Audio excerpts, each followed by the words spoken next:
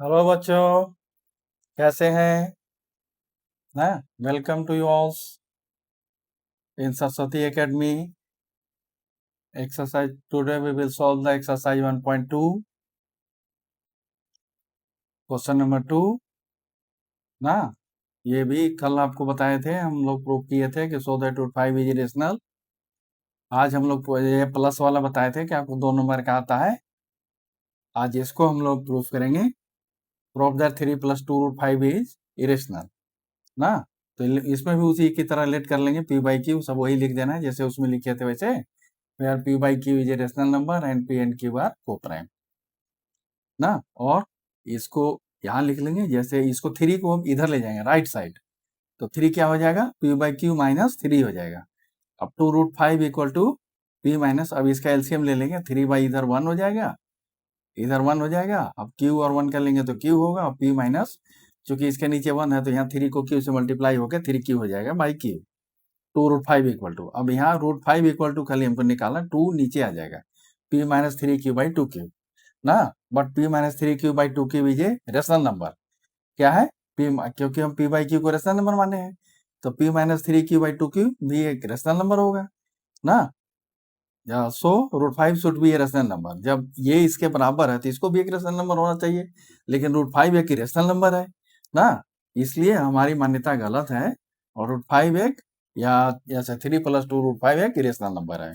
So root 5 should be a rational number, but root 5 is an irrational number. Na, so our consideration is wrong, and 3 + 2 root 5 is an irrational number.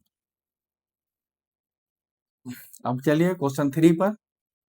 Prove that एक ये भी आता है, वही कभी कभी upon बटा में दे देता है अपॉन में, तो उसको भी हम लोग देख लेते हैं कैसे करना है. Prove that 1/√2 is an irrational. ना, लेट 1/√2 इक्वल टू पी, बिल्कुल उसी की तरह करना, चाहे रूट 5 हो, चाहे प्लस वाला हो, चाहे माइनस वाला हो. मैं माइनस वाला भी अगले क्लास में आपको करके दूंगा. ये अपॉन वाला को ऐसे करते हैं. 1/√2 equal to p by q, सब वैसे पी बाई क्यू मानेंगे. सब वही चीज लिखना है, आपको रिपीट करना है. इसमें स्क्वायरिंग बोथ साइड जैसे उसमें लिखे थे वैसे इसमें भी लिखना है. 1/√2 का whole square p by q का होल स्क्वायर कर देंगे. 1/√2 का होल स्क्वायर करेंगे तो 1/2 होगा, और इसका P square by Q square होगा. इसमें जैसे ट्रिक याद रखने का है कि उसमें जैसे रूट 5 इक्वल टू हम पी बाई क्यू करते हैं, तो क्यू स्क्वायर इक्वल टू जैसे p square equal to 5q square आता है. इसमें इसका बटा में रहेगा ना, तो इसका उल्टा आएगा. ना, इसमें q square equal to 2p square आएगा. या 1/√5 रहता तो q square equal to 5p square, तो उसमें p स्क्वायर बराबर 5q स्क्वायर आता है. तो उसमें और इसमें यही चीज आपको याद रखना फर्क. ना, so Q square is divisible by 2, मतलब कि इधर क्यू स्क्वायर है, इधर 2p स्क्वायर के साथ है, तो क्यू स्क्वायर डिविजिबल होगा. कितने बच्चे गलती से p स्क्वायर को ही डिविजिबल बाई 2 लिख देते हैं, ऐसे नहीं लिखना. Now put q equal to 2c. अब क्या करना है, जिसके साथ 2 नहीं रहता है उसके साथ हम जैसे 2c पुट करेंगे, क्योंकि यहाँ √2 है इसलिए हम 2c पुट किए. तो 2c square equal to 2p square, 4c square equal to 2p square.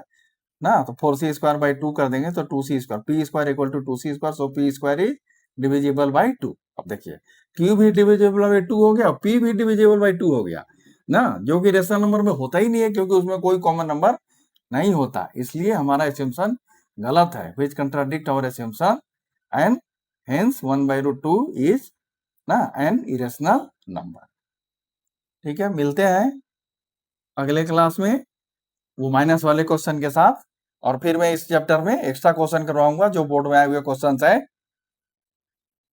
धन्यवाद.